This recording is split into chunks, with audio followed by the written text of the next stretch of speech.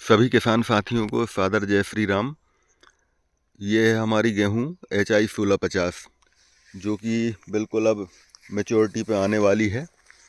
और आज है 10 तारीख और ज़्यादा से ज़्यादा 10 दिन लेगी, लगभग 20 तारीख तक इनमें हार्वेस्टिंग हो जाएगी।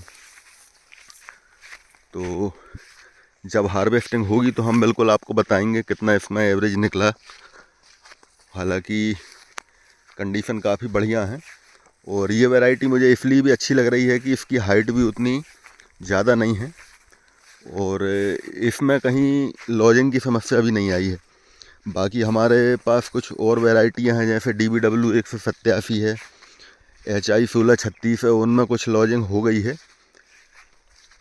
कहीं कहीं आड़ी हो गई हैं। तो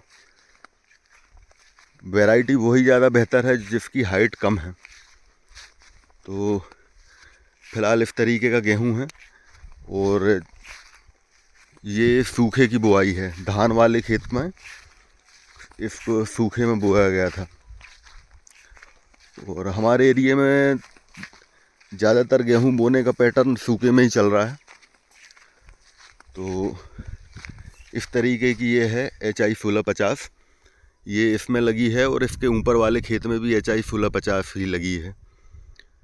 तो कहीं कहीं पेड़ के नीचे है, जहाँ कहीं थोड़ी सी आड़ी हो गई है वहाँ कुछ हरी दिख रही है। बाकी लगभग 8 से 10 दिन में ये बिल्कुल बेहतरीन हार्वेस्टर के लिए तैयार हो जाएगी। और अपन उम्र की बात करें तो लगभग सभी वैरायटियों में ऐसा कोई विशेष डिफरेंस नहीं है। ये है HI 1636 और ये आप ये देखिए 1650। ये हार्वेस्टिंग तो लगभग इनकी बिल्कुल साथ में ही होगी। और 1650 में कुछ लॉजिंग हो गई है, सॉरी 1650 बोल रहा हूँ मैं, HI 1636 में आपको यहीं से दिख रही है, कुछ उधर नीचे की तरफ कुछ ज़्यादा है। तो टाइम में ऐसा कोई विशेष अंतर नहीं है। जो DBW वाली वैरायटियाँ भी हैं, जैसे DBW 327 और 371, वो भी इन्हीं के साथ में कट जाएंगी। वो भी हम आपको दिखाते हैं, बिल्कुल उन्हीं के पास हम पहुंच रहे हैं।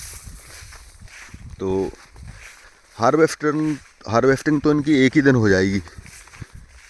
ऐसा कोई उम्र में कोई इनमें ज़्यादा डिफरेंस नहीं है। ये थोड़ी सी आड़ी हो गई है तो इसमें थोड़ा हरापन ज़्यादा है, क्योंकि जहाँ गेहूँ आड़ा हो जाता है तो वो थोड़ा देर में सूखता है।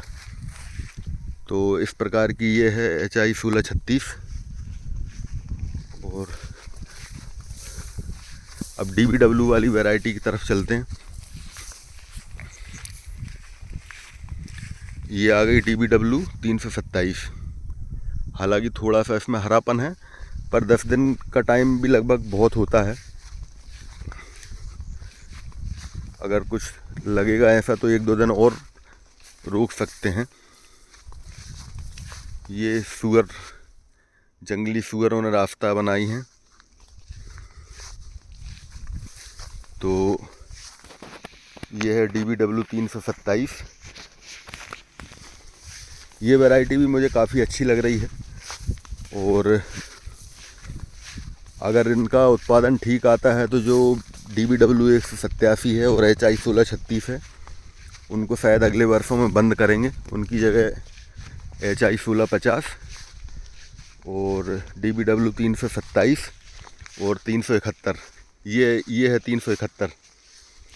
और इस वैरायटी ने सबसे बेहतर ग्रोथ की है, ये मैंने आपको पहले भी बताया है, क्योंकि इसमें बीज काफ़ी कम डाला था। तो इस तरीके का गेहूं है। और अब आपको पूरा खेत एक साथ दिखाते हैं। तो लगभग कटाई सब में एक ही साथ हो जाएगी, हार्वेस्टिंग एक ही दिन सभी वैरायटियों में हो जाएगी। बस ये है, इतनी वैरायटियों को कटाने में हार्वेस्टर को बार बार साफ़ करना पड़ेगा और